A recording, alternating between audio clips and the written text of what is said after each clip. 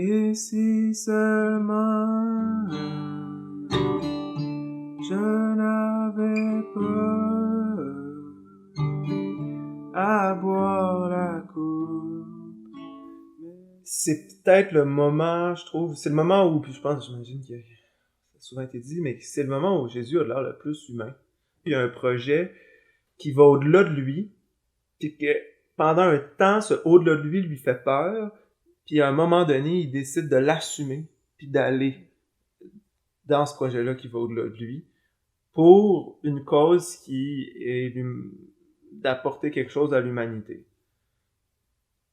C'est dur de définir ça, il n'y a pas vraiment de définition, parce que si on prend ça du point de vue de la foi, de toute façon, mais c'est Dieu qui l'a envoyé sur la terre, fait à la rigueur, il était divin depuis le début, là, je veux dire, parce que c'était prévu. Mais en même temps, pour que ce soit réellement complet, puis intéressant, ce texte-là, puis qu'il y ait quelque chose qui se transmette réellement, que ce soit du point de vue de la foi ou non, je trouve que Jésus doit passer par un stade humain. C'est toi qui vas décider toute ma vie.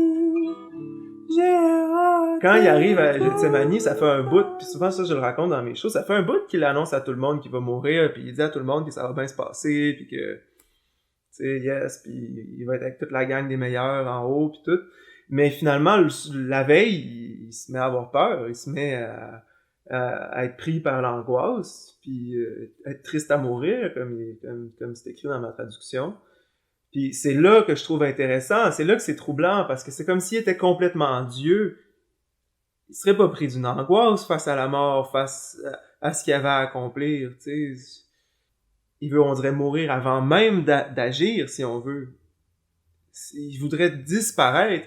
Il y a un projet, il y a quelque chose à accomplir, mais on dirait qu'il se sent imposteur, il se sent pas qualifié, il sent pas la capacité d'aller le faire. C'est pas clair exactement parce que c'est pas dit, mais d'où vient cette angoisse-là? D'où vient cette envie morbide-là, soudainement? La mort venait casser la pierre, mais c'est pas comme je veux. Il demande de l'aide à ses amis. Parce qu'au fond, il se sent pas capable de le faire tout seul. Moi, c'est comme ça que je vois ça.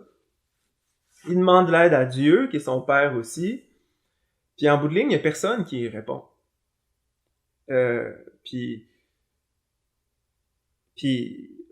la première fois, il s'obstine, si on veut. Il dit, je veux une réponse.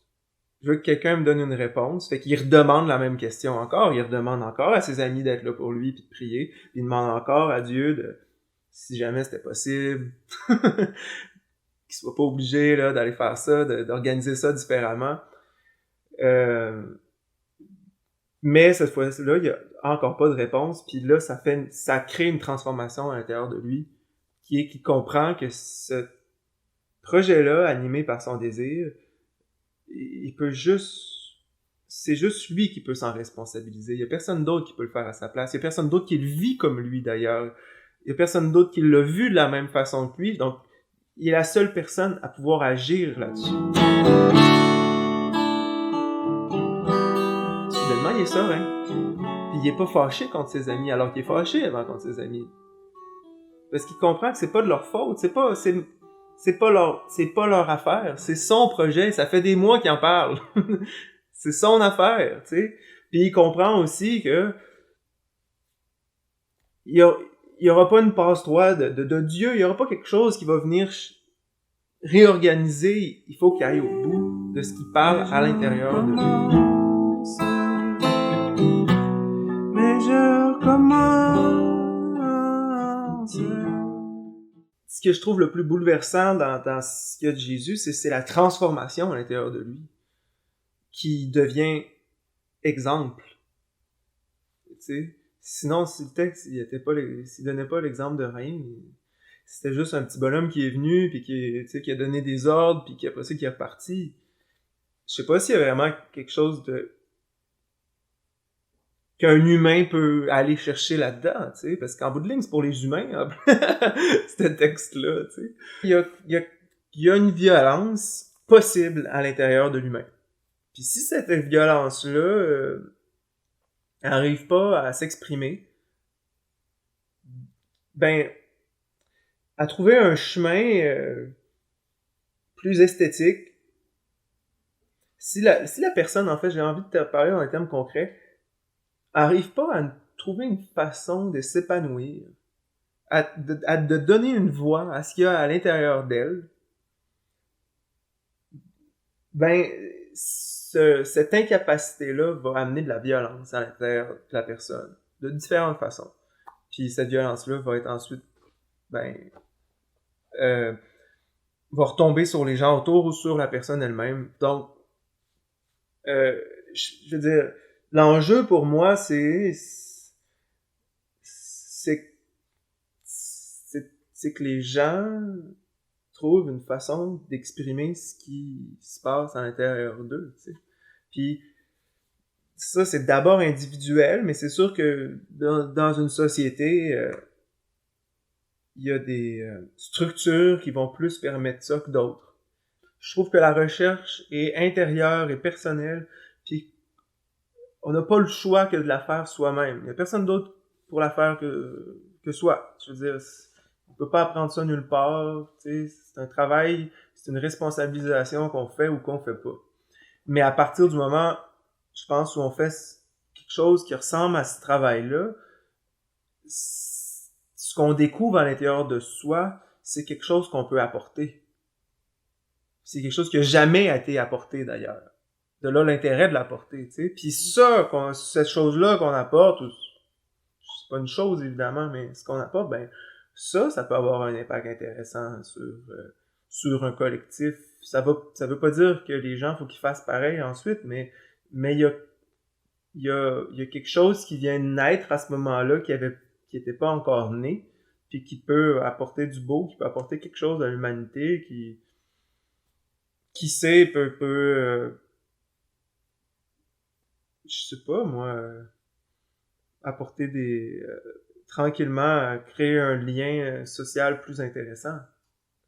Plus je suis actif créativement dans mes choses et stimulé puis heureux par rapport à ce que je fais, plus je suis intéressé à m'ouvrir à quelqu'un d'autre. T'sais. Ça peut avoir l'air un peu moi, mais cette posture-là puis ce sentiment-là amène pas à poser des gestes en fonction du moi. Au contraire, je veux dire, va plutôt amener sur une ouverture à quelque chose de plus grand que essayer, comme j'ai dit, de prendre ça pour l'encabaner à quelque part, tu sais. Donc, bon. Moi, c'est le sublime, mettons, tu sais, c'est ça que ça fait. Ça vient briser les rapports habituels qui sont de l'ordre du contrôle, de la protection, de la domination. Il y a des gens très inspirants dans la vie, comment dire, ils vont pas donner une formule aux autres comment devenir un sujet, mais par le simple fait d'être un exemple de sujet peut donner envie aux autres de se dire, ah, je vais essayer d'aller trouver quelque chose à l'intérieur de moi. Comme Jean-Paul Lemieux que je lis en ce moment, le peintre Jean-Paul Lemieux, qui était qui a été professeur pendant 25 ans de sa vie aux Beaux-Arts à Québec. Ben, comme ce que je comprends de ce qu'il dit, c'est qu'il essayait pas de leur montrer comment peindre. Il dit, ça s'apprend pas. Mais ça peut être dirigé un peu, mais ça s'apprend pas. Ça fait qu'il les laissait libres dans leur création. Il encourageait le fait de pousser plus loin leur création sans dire c'est quoi la création puis comment y arriver, tu sais. Puis je pense que ça aussi, c'est pacifiant, tu sais, d'avoir des personnes comme ça qui encouragent cette possibilité-là d'imprévu puis d'inconnu. Parce que dire à quelqu'un, laisse aller ta créativité, fais quelque chose qui n'existe pas, ça veut nécessairement dire qu'il y a une possibilité de dérangement du lien social aussi, de l'équilibre social, parce qu'il va y avoir une nouvelle donnée. Donc, c'est ça qui est compliqué aussi nécessairement. On veut créer un lien social comme si c'était quelque chose qu'on pouvait garder rigide, puis une paix rigide, mais la paix, elle peut juste rester paix si elle est fluide, tu sais. Sinon, ça bloque. Je pense que ça vaut la peine de savoir d'où on vient, de voir ce qui nous a précédés pour, je sais pas comment dire, je veux dire, avoir un rapport à l'humanité, tout simplement, puis tout d'un coup sentir qu'on fait partie de quelque chose, puis qu'on peut apporter quelque chose.